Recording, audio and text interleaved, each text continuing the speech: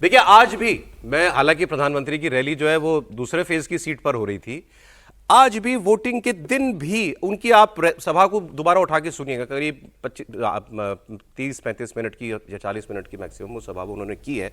मुझे लगता है आधा वक्त वो यही बात करते रहे, डरना नहीं, घबराना नहीं, डरने की कोई जरूरत नहीं, अब डरेंगे गुंडे, वोटिंग डे तक।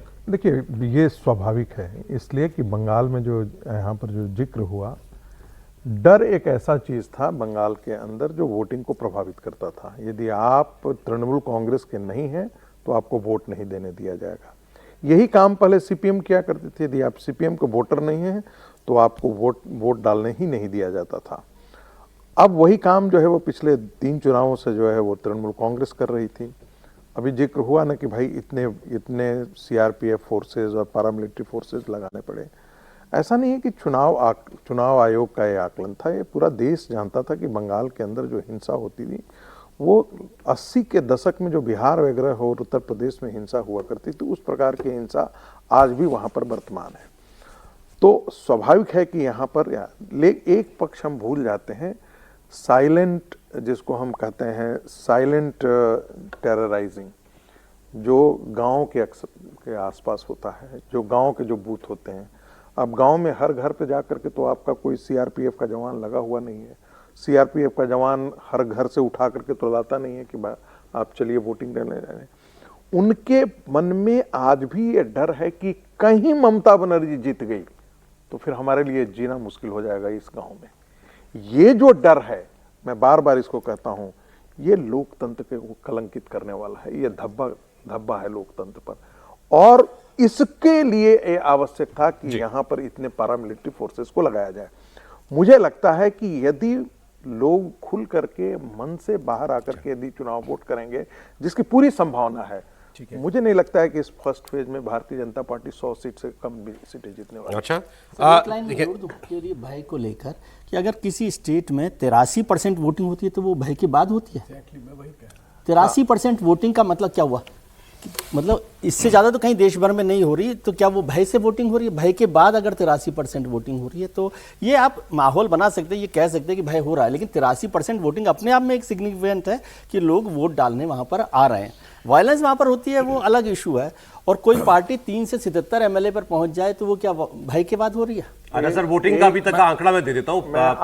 एक आंकड़ा मैं दे देना चाहता हूँ। एक बजे तक का वोटिंग परसेंटेज है 62.18%, 62.18 दोपहर के 1:30 बजे, ये 1 बजे तक का है। तो 1 बजे तक 60% वोटिंग का बहुत कम चुनाव में ऐसा देखने को मिलता है। मुझे तो नहीं रिसेंटली याद है। हाँ, सर में आ गया एक मिनट। संदर्भ के तौर पर बता दूं, ये बिल्कुल दुरुस्त बात है कि 83% मत बहुत होता है, और उसमें बहुतायत, चूंकि कॉन्टेस्ट जब बहुत टाइट होता है तो दोनों तरफ से लोग जाते हैं। लेकिन मैं कॉन्स्टिट्यूएंसी के नाम से जानता हूं, लोगों को जानता हूं, जहां किसी एक का प्रभुत्व होता था और वो छापा वोटिंग जब चलती थी तो पूरा का पूरा वोट उसी हिसाब से 3 बजे के बाद वोटिंग परसेंटेज बढ़ जाता था। लाइन कम होती थी लेकिन प्रतिशत बढ़ जाता था। बंगाल में ये होता आया है, ये बाकायदा इसके मतलब जिसको साइंटिफिक रिगिंग कहते हैं, जिसको छापा वोटिंग कहते हैं, जिसको बूथ जैमिंग कहते हैं, वो होता रहा। लेकिन हाँ, भारतीय जनता पार्टी ने भी वो लड़ाई लड़ी है, जैसे ममता लड़के यहां आई, अब भारतीय जनता पार्टी को लड़ाई लड़नी है। तो हम दोनों तरफ से कह सकते हैं कि इतने की जरूरत इसीलिए पड़ी क्योंकि इतनी हिंसा थी, लेकिन हाँ, लड़ाई तो हो रही है। 1 बजे तक 62.18% मतदान, और उसमें भी सबसे ज्यादा बांकुड़ा में 64.5%, बीरभूम में लगभग 64%, दक्षिण दिनाजपुर में 63% वोटिंग हो चुकी है। सर मैं वो एक लाइन से जोड़ रहा, कभी आपने ऐसा सुना है कि जो दूसरा साइड है वोट देने वाला जी, उसको वोट देने से 2 दिन पहले ही ये उसके सारे जो वोटिंग आई कार्ड वगैरह अपने जेब में रख ले तृणमूल कांग्रेस, और बोले कि अब तुम वोट देने नहीं जा सकते हो, और उसका भी वोट पड़ जाता था। अच्छा ठीक है, प्रोफेसर साहब बताएं आपका। देखिए, इसमें भय का जो मुद्दा है ना, वो ओवर प्ले किया जा रहा है। वो ओवर प्ले इसलिए भी किया जा रहा है कि लोग को ये फील कराया जाए कि तृणमूल कांग्रेस जो सत्ता में है वो सिर्फ भय के आधार पर है। अगर वो भय के आधार पर होती तो सीपीएम पहले भय के आधार पर ही थी, जिसको रिमूव किया तृणमूल कांग्रेस ने। तो भय को ओवरप्ले इसलिए भी किया जा रहा है कि लोग को ये लगे कि देखो, आपको डरा डरा के आपको कन्विंस किया जा रहा है कि आप वोट करो। 83% मतदान हुआ था पिछले बार, इस बार 90% मतदान होगा। वो इसलिए भी होगा कि बहुत सारे प्रवासी बंगाली जो बाहर थे उनको सर के बाद, एसआईआर के बाद वो डर लगने लगा है कि उनकी जो उनका जो वोट है या जो उनकी नागरिकता है वो क्वेश्चन मार्क लग जाएगा। तो इस बार वोटिंग बहुत ज्यादा होगा। 1 बजे तक भी आपने बताया कि 63% वोटिंग हो चुकी है, 61% वोटिंग हो चुकी है। तो भय को ओवर प्ले करके यहां दिखाया जा रहा है और साथ में यह भी दिखाया जा रहा है कि देखो 2,40,000 सेंट्रल आर्म पुलिस फोर्सेज लगाई गई हैं, तो भय के चलते आप बाहर निकल सकते हैं। लेकिन जब 83% वोट होता है, गुप्त मतदान होता है, मैक्सिमम लोग ये जानते हैं, तो वहां क्या करेंगे? कोई भी भय दिखाकर उनसे वोट ले सकता है। मुझे तो इसमें थोड़ा सा शक है।